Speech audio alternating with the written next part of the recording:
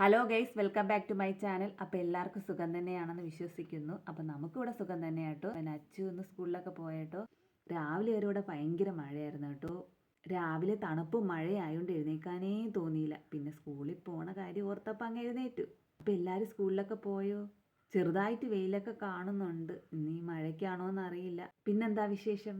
ഇന്നൊരു ചെറിയൊരു വീഡിയോ ആണേ. ഉമ്മ പുരയിടത്തിലോട്ടൊക്കെ ഒന്ന് ഇറങ്ങിയതാട്ടു. അപ്പൊ തേങ്ങ വീണ് കിടപ്പുണ്ടായിരുന്നു. തേങ്ങയ്ക്ക് ഇപ്പൊ പൊന്നു വിലയല്ലേ. ഉമ്മ പറയുന്നതാ, ഉള്ള തെങ്ങിലൊക്കെ തേങ്ങ കാച്ചിരുന്നെങ്കിൽ പൊന്നു വില കൊടുത്ത് വാങ്ങണ്ടായിരുന്നെന്ന്. പിന്നെ തോരൻ വെക്കാനുള്ള നിത്യ വഴുതനങ്ങ പറിക്കാൻ ഇറങ്ങി.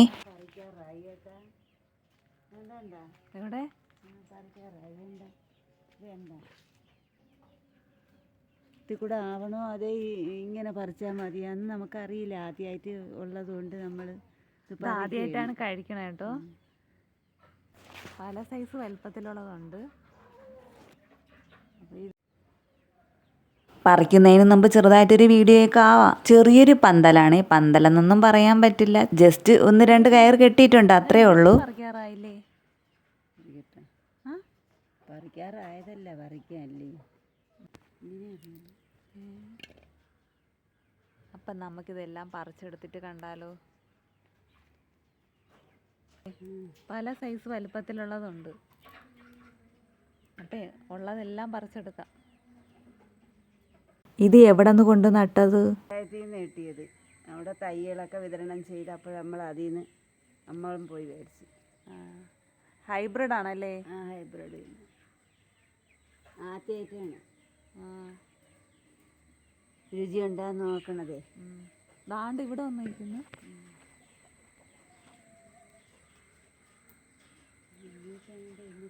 ദാണ്ട് ഇവിടെ ഈ ഭാഗത്ത് വന്നിരിക്കുന്നു. പക്ഷെ ഇത് കാണാൻ നല്ല ഭംഗിയുണ്ടല്ലേ? നല്ല ഭംഗിയൊക്കെ ഉണ്ട്. കണ്ടാൽ നല്ലതായിട്ടിരിക്കുന്നു. ബൾബ് എത്തിച്ചിട്ടേക്കുന്നു അല്ലേ? ദാണ്ട് ഈ ഭാഗത്ത് 2 നിൽക്കുന്നു.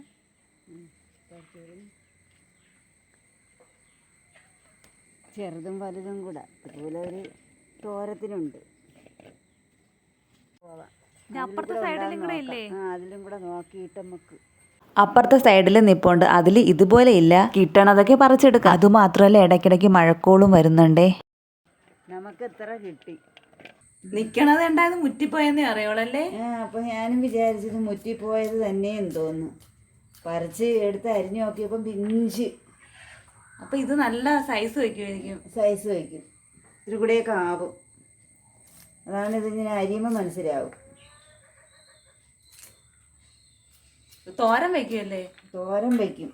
ഒഴുക്കും ആൾക്കാരുണ്ടാകും. തോരൻ അരിഞ്ഞെടുത്ത് ഇപ്പം ഇത്ര ഉണ്ട് കേട്ടാ. അപ്പം സവാളയും കൂടെ അരിയുമ്പോൾ ഒരു തോരനെ ആവും.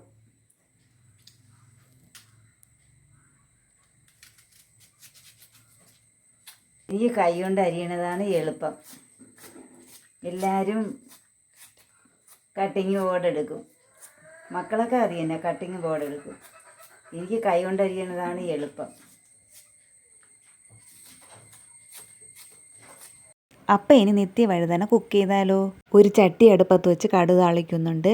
കടു താളിച്ചതിന് ശേഷം അരിഞ്ഞു വെച്ചേക്കണ നിത്യ വഴുതനങ്ങ അതിലോട്ട് ഇടുന്നുണ്ട്. എന്നിട്ട് കുറച്ച് ഉപ്പും കൂടെ ഇട്ട് മിക്സ് ചെയ്ത് കുക്ക് ചെയ്യാൻ വെക്കുന്നുണ്ടേ.